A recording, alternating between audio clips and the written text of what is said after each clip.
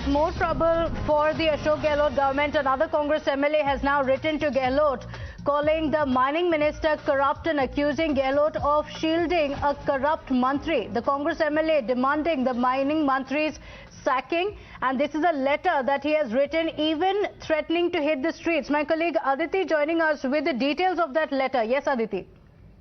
Pratibha, it's an all-out war between Congress in Rajasthan, and after one, there's another allegation against Ashok Gehlot's mantri. Stay on with us, Aditi. We have Mr. Bharat Singh, Kundanpur MLA, also joining us on the broadcast. Mr. Bharat Singh, thank you for joining us. What is the, you've written a letter. इस letter में क्या लिखा है आपने? क्या मांग की है आपने चीफ मिनिस्टर से? आपने पढ़ी है लेटर को? उसमें सीधी हिंदी भाषा में लिखा है, तो मुझे बताने की जरूरत नहीं है क्या लिखा है मैंने। जी, तो आपने ये जो मांग की है, इसके बारे में आपने चीफ मिनिस्टर से बात की है? बात नहीं करी है, मैंने अनेक पत्र लिखे और एक पत्र और लिखा है, कहा ये मंत्री भ्रष्ट है, इसको हटाए, और वो ईमानदारी की बात करता है तो ये 100% बीमार है, भ्रष्ट है, ये लिखा है मैंने। अच्छा, तो आपने जो ये माइनिंग मिनिस्टर के बारे में लिखा है कि वो करप्ट है, आप ये कह रहे हैं कि अशोक गहलोत उनको प्रोटेक्ट कर रहे हैं, ऐसा क्यों कहा है आपने? जब कोई कार्रवाई नहीं हो तो ये मुझे लिखने का अधिकार है, और मैं पार्टी के मुखिया को लिख रहा हूँ जो ये कह रहा है कि 100% हम जीरो भ्रष्टाचार का हमारी नीति है, और मैं कह रहा हूँ ये 100% भ्रष्ट है, तो दोनों में मतभेद हो गया ना। तो मैं तो पार्टी हित में हमारे मुख्यमंत्री का उस संकल्प को याद दिला रहा हूँ जहाँ वो जीरो भ्रष्टाचार की बात कर रहे हैं, और मैं ये कह रहा हूँ कि ये मंत्री 100% भ्रष्ट है।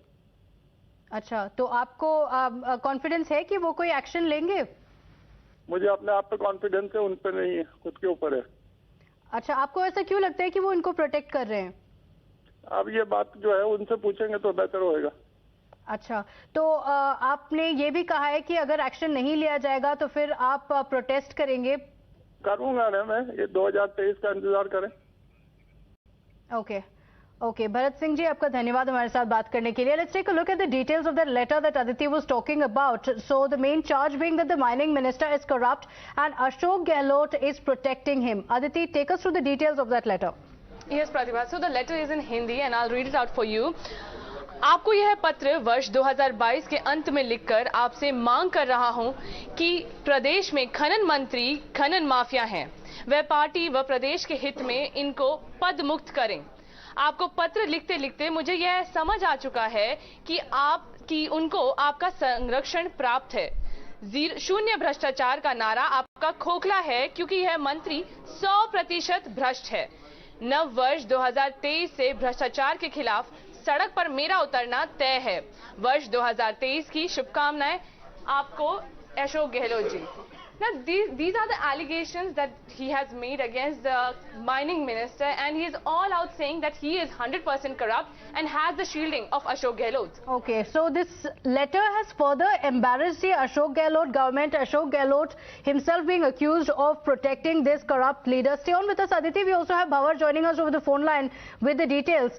Bhavar, on one hand we have protests taking place. The aspirants are extremely angry because their precious years are being left because of the alarming frequency in which the paper leaks are taking place. On the other hand, it's Congress versus Congress within the Rajasthan government. Now we have in the latest Congress MLA who has written a letter, और उन्होंने letter में ये साफ कहा है कि this is a corrupt leader, but he just spoke to us as well and he went on to say कि अशोक गहलोत पे भरोसा नहीं है, वो उनको प्रोटेक्ट करते रहेंगे.